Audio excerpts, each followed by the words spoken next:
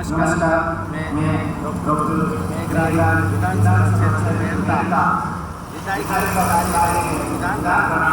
नीति निर्धारण करना, शासन संसद की निगरानी रखना तथा वित्तीय नियंत्रण। दूसरी ओर कार्यपालिका कार्य है विधायक द्वारा बनाई गई गतिविधियों और नीतियों को लागू कर शासन चलाना।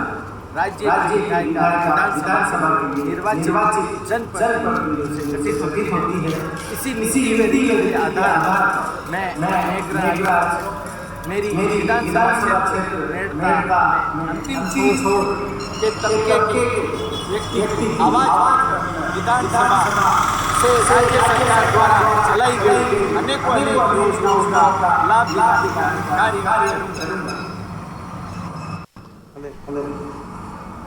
नमस्कार। मेघराज जी से निवेदन मंच पर आए और मेघराज जी के साथ जो सवाल जवाब का दौर होगा वो करेंगे हिमांशु पत्रकारिता के उभरते हुए सितारे हैं और उनके साथ मेघराज जी हैं जो राजनीति के उभरते हुए सितारे हैं। तो पत्रकार और राजनेता दोनों जो इमर्जिंग लीडर्स हैं वो हमारे बीच में हैं और मेघराज जी तो हम चाहेंगे कि आप सभी लोग जोरदार ताली से स्वागत करें कि बहुत ही जबरदस्त सहयोग है कि राजनीति के उभरते हुए सितारे का इंटरव्यू पत्रकारिता के उभरते हुए सितारे हिमांशु करेंगे और जो हमारी टीम न्यू राजस्थान वो भी इस का मकसद है कि किस तरह से आगे जब पहले पत्रकार थे उसके बाद आगे आने वाले शहर वो युवा के हाथ में मैं चाहूंगा कि हिमांशु इंटरव्यू आप जो है मेघराज जी का सवाल आप शुरू करें। बहुत बहुत धन्यवाद सर। तो हमारे बीच मेघराज जी हैं जो मेड़ता सिटी एक बहुत ही खूबसूरत सिटी वहाँ से प्रतिनिधि है। तो सर सबसे पहला सवाल यही आता है कि मेड़ता एक ऐसी जगह है जहाँ से हमेशा नया टैलेंट निकलते आता है, हमेशा बहुत याद रहा है। तो आपको अगर सरकार टिकट देती है, आपको प्रतिनिधि बनाती है, तो आपकी क्या क्या योजनाएं और क्या क्या काम रहने वाले हैं सिटी के लिए? नमस्कार हिमांशु जी। यदि मेड़ता से मैं उम्मीदवार बनता हूं तो मेड़ता की मूलभूत जो कमियां हैं जैसे शिक्षा की कमी है, स्वास्थ्य और किसान इतना दुखी है उसके बाद में मेड़ता वैसे नगर के नाम से जाना जाता है। तो आज महिला समानता सुनने के लिए ये चाहूँगा कि महिलाओं को समानता दिलाने का प्रयास करूँगा आगे बढ़ाऊँगा।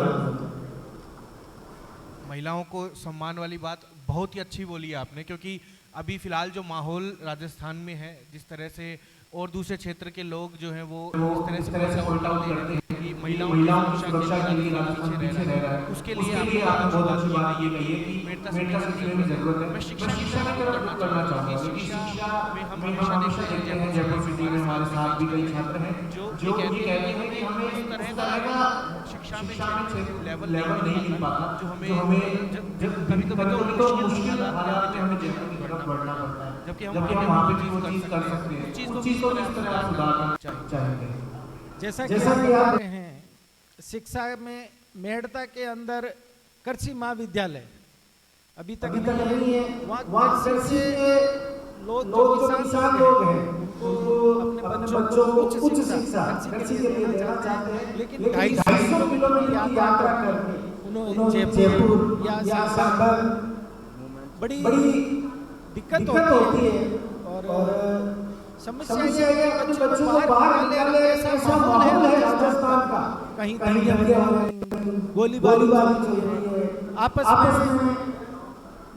छात्र लड़ रहे हैं। उसका मेन रीजन ये है कि अभी जो हमारा प्रशासन है वो इस चीज को नगण्य कर चुका है।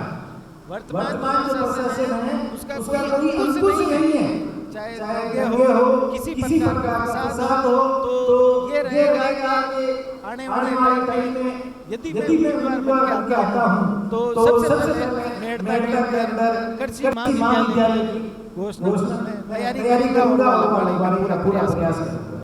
जी बहुत ही ज़रूरी एक मुद्दा शिक्षा आता है, लेकिन स्वास्थ्य भी उतना ही ज़रूरी है। तो स्वास्थ्य में आपको क्या लगता है, अभी तक आपने ज़्यादा ऑब्जर्व किया है कि मेड़ता सिटी कितना आगे है और कितना पीछे है?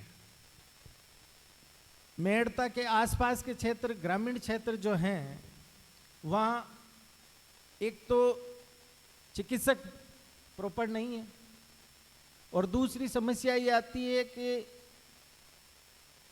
यदि मरीज को कहीं ले जाना पड़े तो उनके लिए साधन उपलब्ध नहीं है।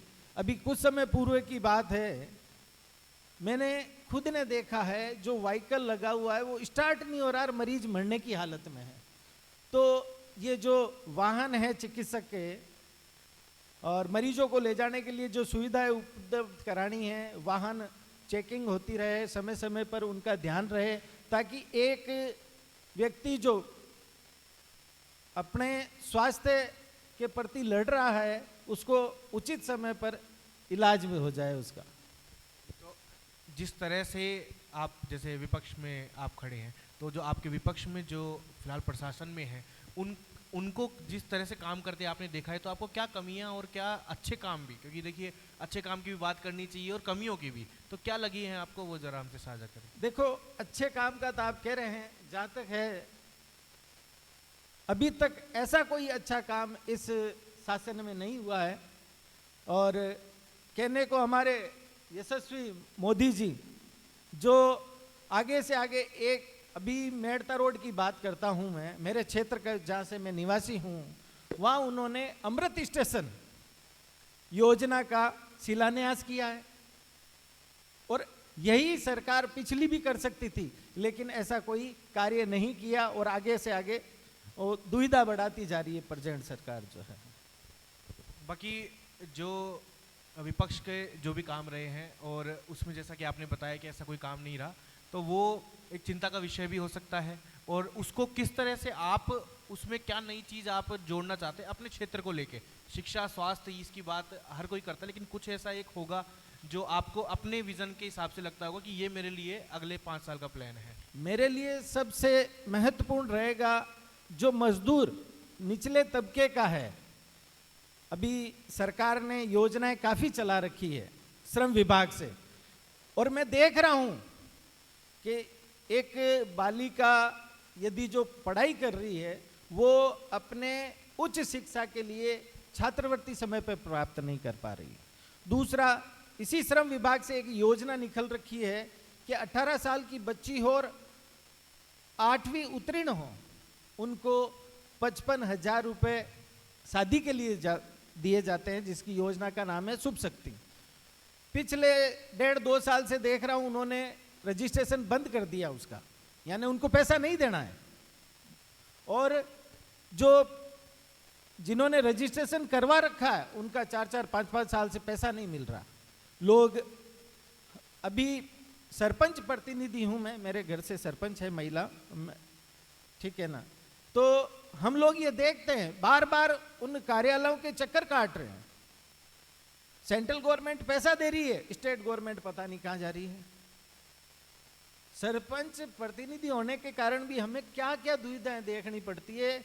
मेरे जो घर से सरपंच हैं हम देखते हैं उनके पास किस किस तरह के गरीब लोग आते हैं, लेकिन समस्या ये प्रेजेंट सरकार नगण्य है, इस प्रकार कोई कार्य नहीं कर रही कि आम नागरिक या गरीब तबके के व्यक्ति को कुछ लाभ मिल सके, ये बात है। तो इसमें जिस जैसा आपने बताया कि केंद्र से पैसा आ रहा है या फिर सेवा आ रही है, लेकिन यहाँ पे राज्य सरकार द्वारा नहीं दी जा रही है, इसके लिए पिछले 5 साल में जब से आप मेहनत कर रहे हैं इसमें, तो इसमें आपने क्या क्या कदम उठाए हैं एज विपक्ष के तौर पे, जो मेड़ता सिटी के लोगों को ये चीज़ दिखे कि हमारे लिए मेघवाल जी ने ये काम किया है?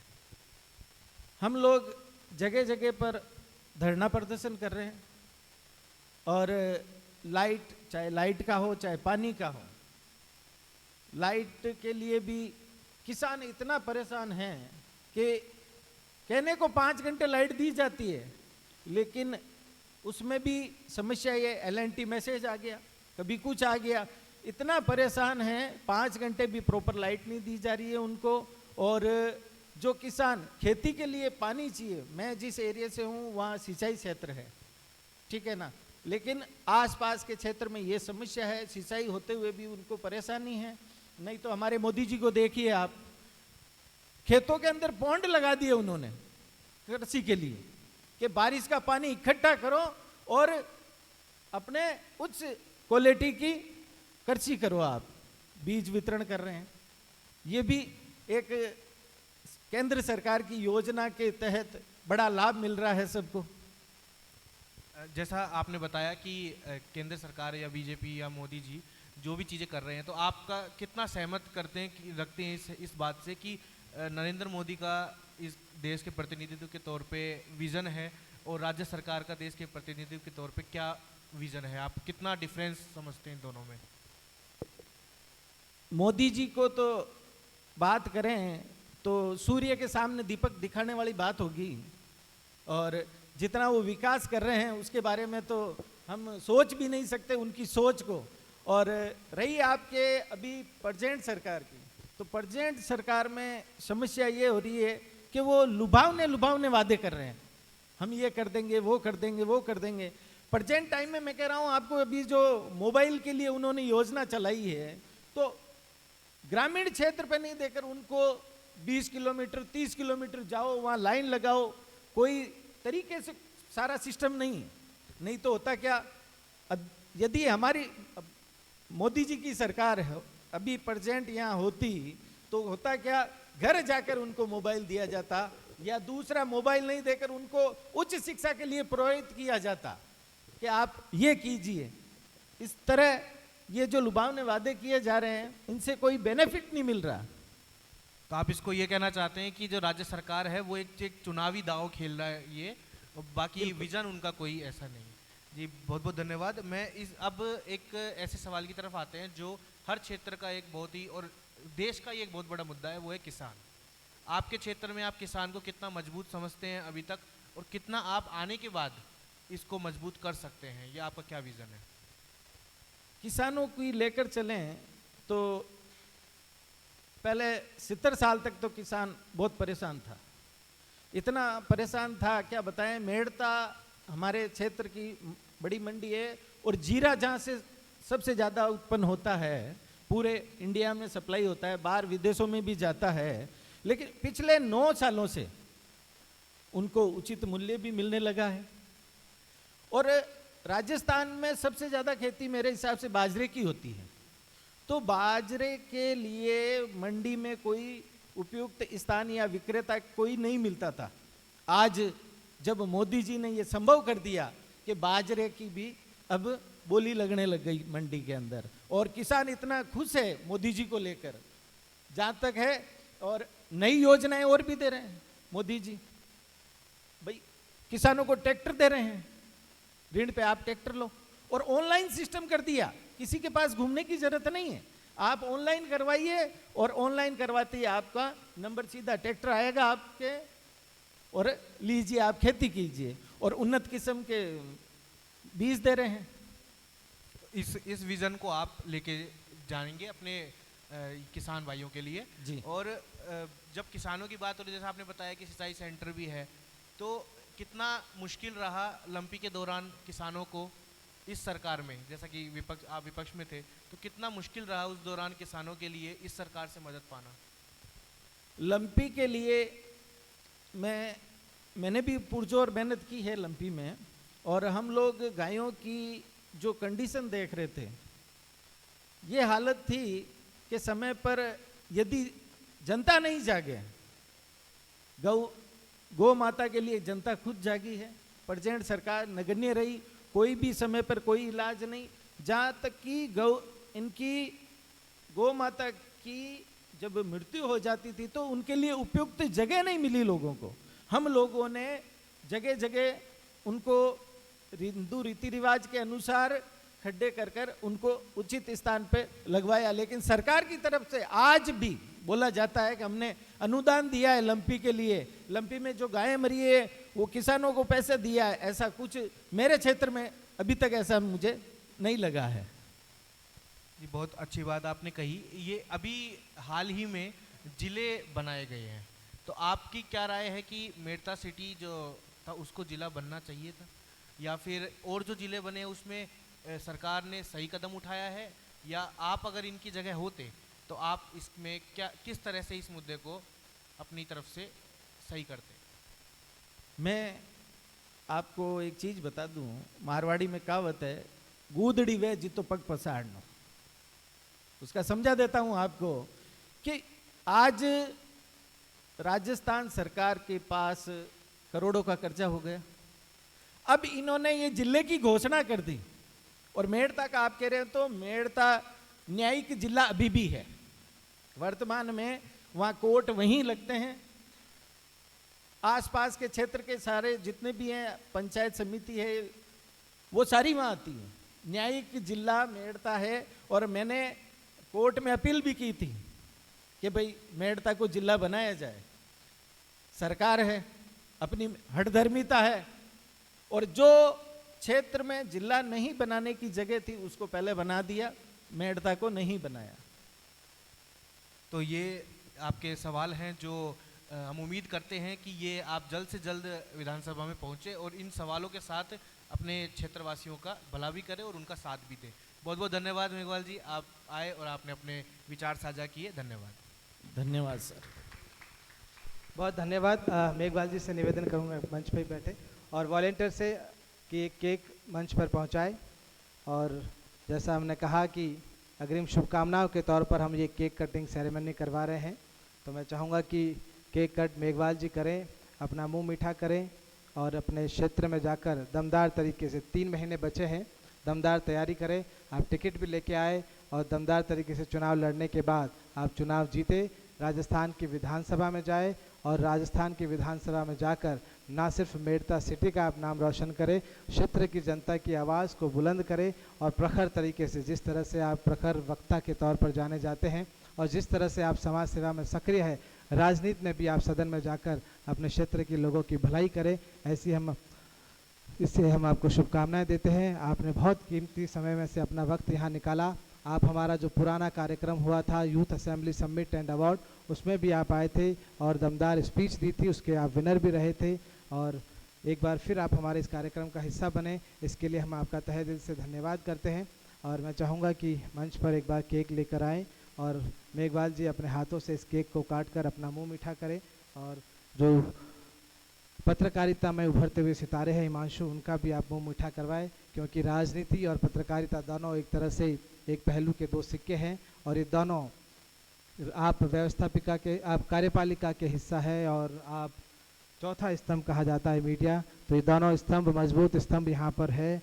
हम चाहेंगे कि आप दोनों एक दूसरे को केक खिलाकर और मुँह मीठा करें और हम दोनों को अग्रिम शुभकामनाएं देते हैं, आपके उज्जवल भविष्य की कामनाएं करते हैं कि आप विधानसभा में पहुँचे और हिमांशु आप किसी अच्छे चैनल, बड़े चैनल में जाए और अपनी जो पत्रकारिता है उसमें नए आयाम स्थापित करें।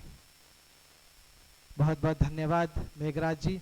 अब हमारे पास इस सेशन में जो अगले उम्मीदवार है जिनको हम मंच पर आमंत्रित करेंगे, उससे पहले मैं उनका परिचय देना चाहूँगा। मेघराज जी का स्वागत रह गया है, तो मेघराज जी एक बार मंच पर पधारें। ये एक नया प्रयोग फोकस भारत की तरफ से मेड़ता सिटी से मेघराज जी, मेघवाल साहब, मैं चाहूँगा कि आप सभी लोग उनका स्वागत करें और फेसबुक पेज जो फोकस भारत का है उस पर ये लाइव चल रहा है, उसको भी आप ज़्यादा से ज़्यादा शेयर करें। अगले जो कैंडिडेट है, आईटी टीम से निवेदन वो तैयार रखें। हमारे